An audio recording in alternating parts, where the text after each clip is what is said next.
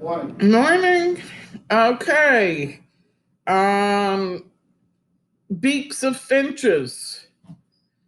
All right. So, I have up the worksheet also. Here it is. And the first thing we're going to do is watch this film that's right here that's going to describe the different beaks and what food the finches eat. Now, these finches, oops, I've got it frozen. I am so sorry. There. These finches is what Charles Darwin, the father of natural selection and evolution, found on the Galapagos Islands, which are, you'll see in the film, it's sort of like Hawaii, a bunch of little islands off the coast of Peru. It is my lifelong dream to take a trip there. I would love it.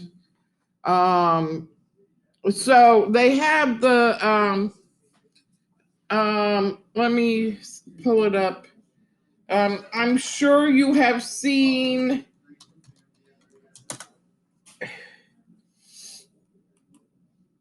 these images. This is the island. And it also has famous tortoises there. So all of Darwin's work focused, though, on these birds. And how did we get so many different birds out of the one bird? So let's watch the film, and I am going to pause it so we can put the answers in. Yeah. So the first bird is the original. A is the original.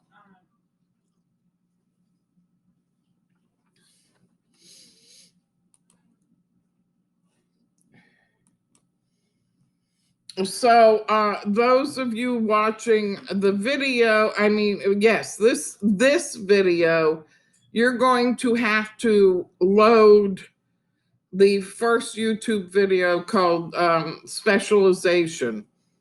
All right. In the classroom, I'm using the two computers to do it, but so I can fill in the sheet, I'm only showing the sheet itself. All right, so let's get it started. A finch population migrated to a small set of islands with a variety of food resources available. All right, so you can see there were 1, 2, 3, 4, 5, 6, 7, 8, 9 islands out there, and different food on every single island. The finches were small, brown, and had medium-sized beaks. All right, so that is our first description. So we're going to put in here medium size beaks.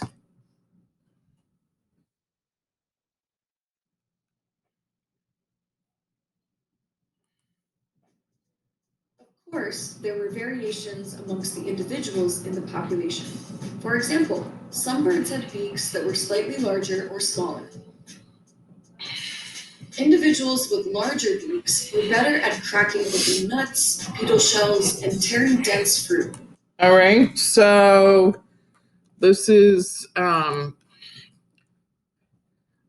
larger beaks, and it ate beetles, nuts, and large fruit.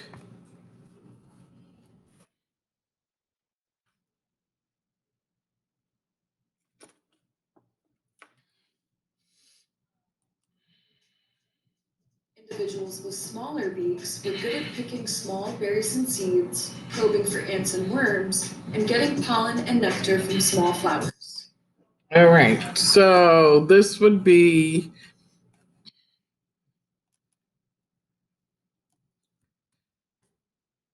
smaller beaks, and we the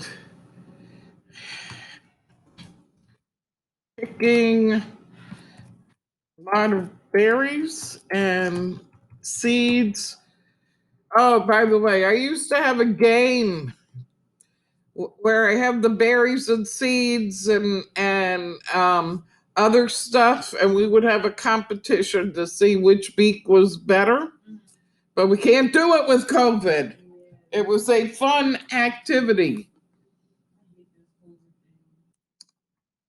Ants and worms getting pollen and nectar from small flowers. Okay. The original finch population began to diverge. In fact, birds with larger beaks rarely interacted with birds that had smaller beaks. Different populations began to live on different islands with different food sources. Over many generations, the two populations became physically and behaviorally different from one another. They became two different species. In the new small beak species, some finches had beaks that were pointier than others. The pointier variation was better suited for probing and poking. Okay, so this next one we're going to call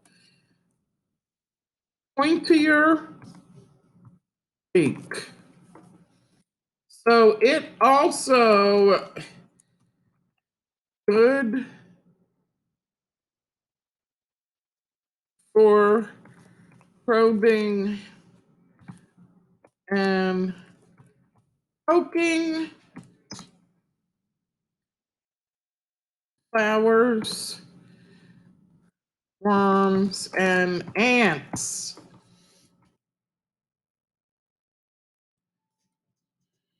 They stopped competing with the other members of the population that mostly went after seeds and berries. All right, so I would say seeds and berries for number one.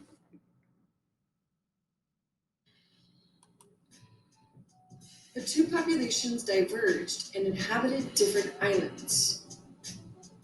They stopped interacting with one another and they became two different species. In the new pointy beak species, the pointiest of the pointy beaks were most successful. Over many generations, this trait was selected for and the beaks evolved. Some of the pointy beak finches went after ants and worms. They developed nocturnal behavior and hunted insects at night. Some of the pointy beak finches collected pollen and nectar from flowers. The two populations became isolated. They stopped interacting and reproducing with one another. They became two different species. What happened to the large beak species of finch? Amongst the large-beaked birds, some beaks were slightly hooked and some were more pointed. All right, so this would be the hooked beak, and I guess the more pointed beak.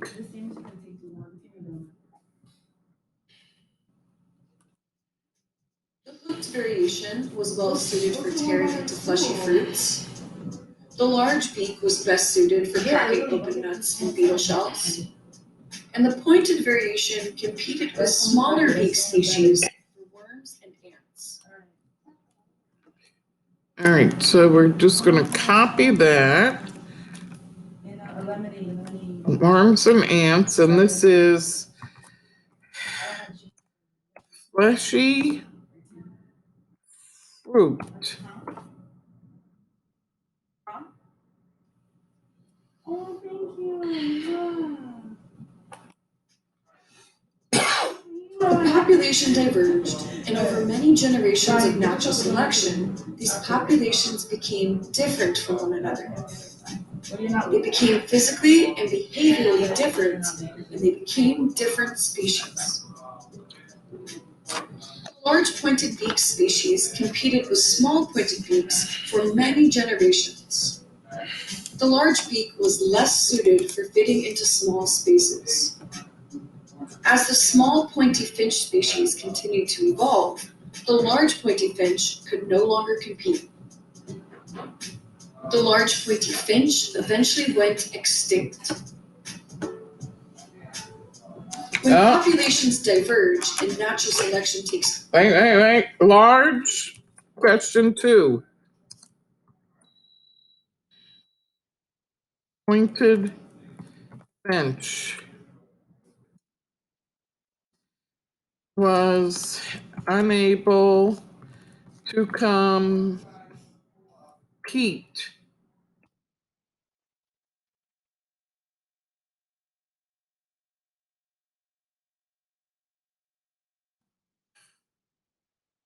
Okay.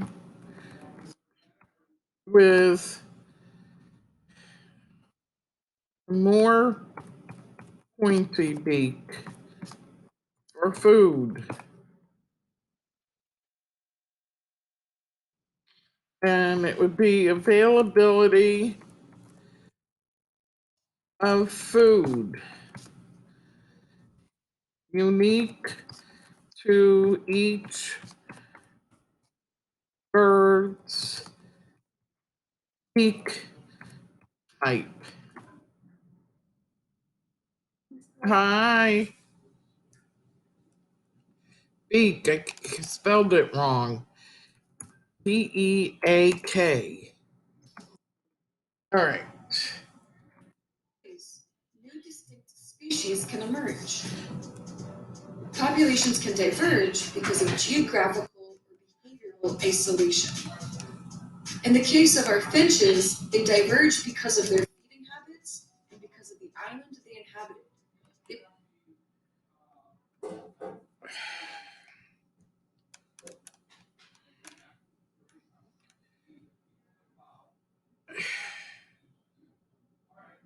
Uh,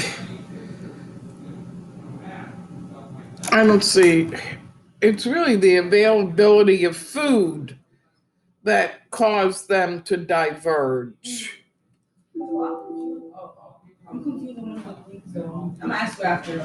Here, I'll go back. No. I'm on the rocket pocket. Oh, wow. Yeah, we're doing this right now. All right. So, Were both behaviorally and geographically isolated. Populations officially become different species when they are physically, behaviorally, or physiologically different enough that they no longer reproduce with each other. Natural selection over many generations can lead to the evolution of populations and eventually speciation. all right. So, let's see what number 4 wants to know. So, in ecology, there is a concept called resource partitioning, which describes how individuals obtain resources in a way that avoids competition with others. Well, these finches are a perfect example.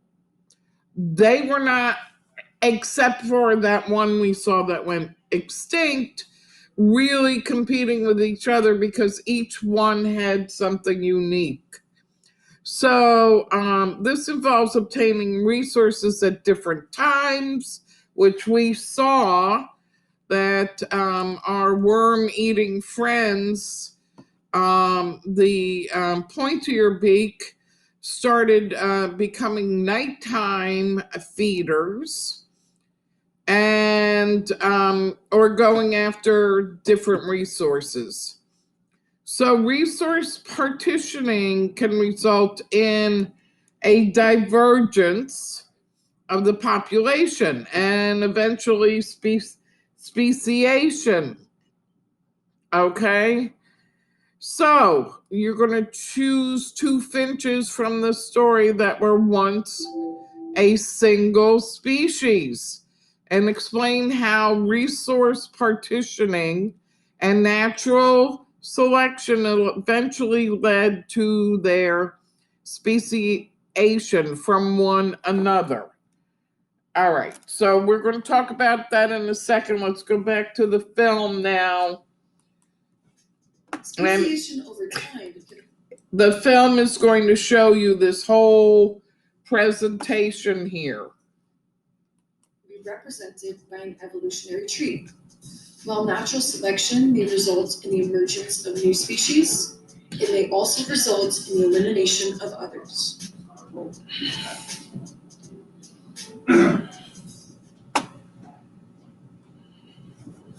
Oh, oh.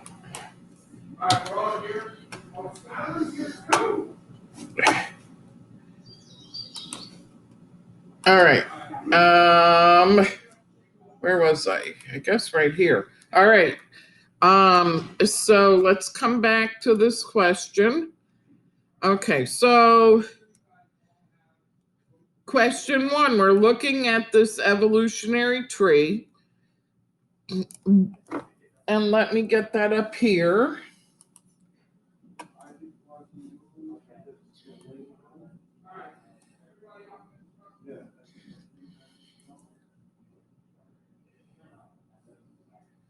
So, which species is the common ancestor to all the species? Well, the answer is number one. Let me put number one.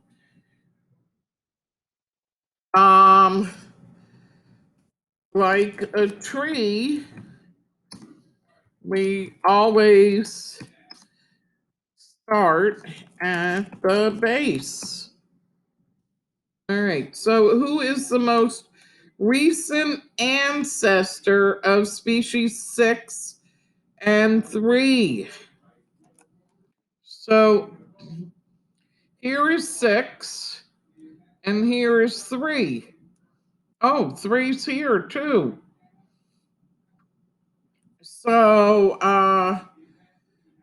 So let's start off. If we go up the tree, number 3 is a direct. Number 3 is a direct ancestor of number 1. Very closely related. Whereas number 6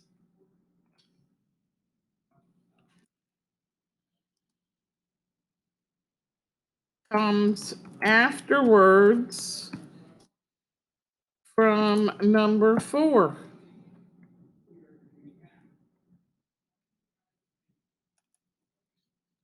So number 4 diverged and split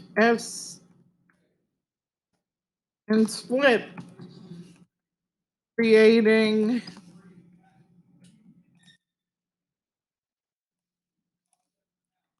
number 5 and 6.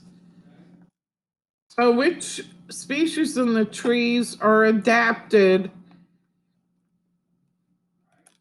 to modern environmental conditions?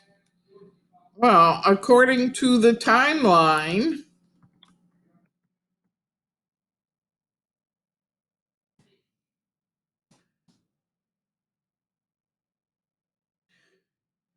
8, 2, 3. 8, 2, 3,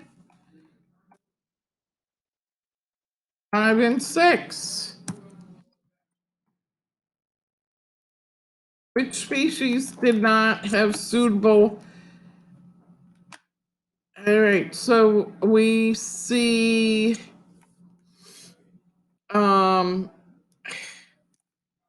number 7 went extinct.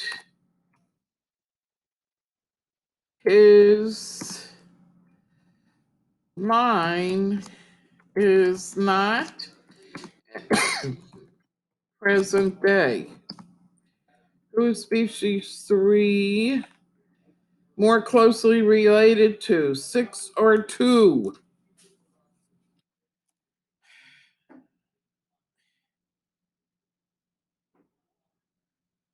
If you look, number 3 is here, number 6 is here, number 2 is over here.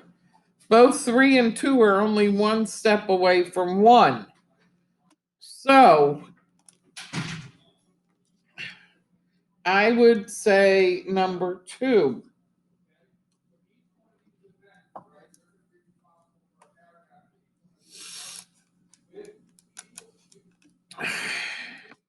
Number 2 is more closely related to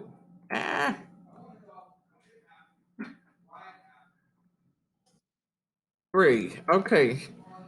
Scientists have constructed evolutionary trees to represent common ancestors and relationships with dinosaurs, but we've never seen a living dinosaur.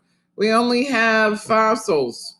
What evidence do you think scientists look for in fossils to determine evolutionary relationships between species from the past? All right, so we have not watched the video about the evolutionary trees, so let's do that at this time. I'm going to turn the video on.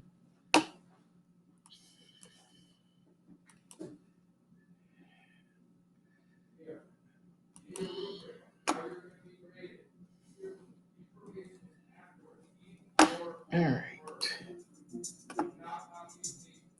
Evolutionary trees show evolutionary relationships between different species that have common ancestry. The tree is a timeline of events. The time can represent thousands or even millions of years. The base of the tree is a common ancestor to all of the other organisms represented. Species in the present time are alive today and are adapted to the modern environmental conditions. Branches that end in the past represent species that have gone extinct.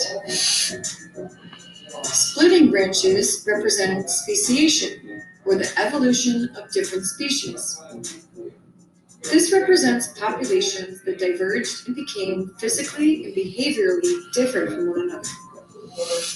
For example, species 2 is a modern bird that continued on from an ancestral population in the past. But 2 other species diverged from this ancestral population as well. Species 7, which went extinct, and species 8, which is alive today. The point where 2 branches meet represents a common ancestor. The most recent common ancestor between any 2 species is the point where they connect on a tree. The most recent common ancestor of species 5 and 6 is species 4. The most recent common ancestor of species 5 and 2 is species 1. The closer the connection on the tree, the more closely related 2 species are. Is 5 more closely related to 3 or 6? The common ancestor to 5 and 3 is the ancestral population of 3 that they branched from. but 5 and 6 have a more recent common ancestor, species 4. This makes 5 more closely related to 6. This also means that 5 and 6 would be more genetically similar. If you go back far enough on the tree of life, you'll see that all species share a common ancestor. Okay, so that just gives you a little explanation about the tree, which we did. So we are going to talk about this more, and it kills me, but we usually, besides fossils, we of course look at DNA now. We look at structural similarities. Um,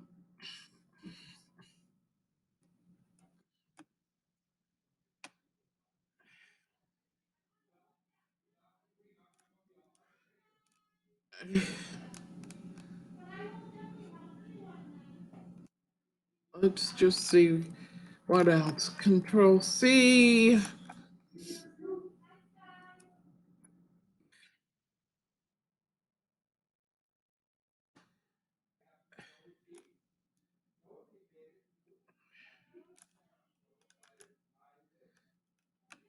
Yeah, DNA, early development. Um, yeah, I pretty much DNA and uh, what did I put? Oh, structural similarities. Is two of the major things they look at. Now I'm trying to see anything else. Protein structure. I don't know about that. Um, and we can't do embryology. That's when they look at the embryos, because we don't have any dinosaur embryos. So yeah, the big name here, comparative anatomy. That might be a good choice. Uh, I'm very excited. I have the interactive. We have the interactive computer on evolution next. And let me show it to you. So this is the end of that. So we're going to do phylogenetics, is our next piece. And so we are going to be looking at these evolutionary trees and the connections between them. And we're going to look at different species and how there's connections. We're going to look at fossils. We're going to look at DNA. And so March is going to be an exciting month. Hopefully you'll find it fun and interesting. All right, so let's come back here. So hopefully that gets today's work. You should be able to complete it. I'm going to make a tape.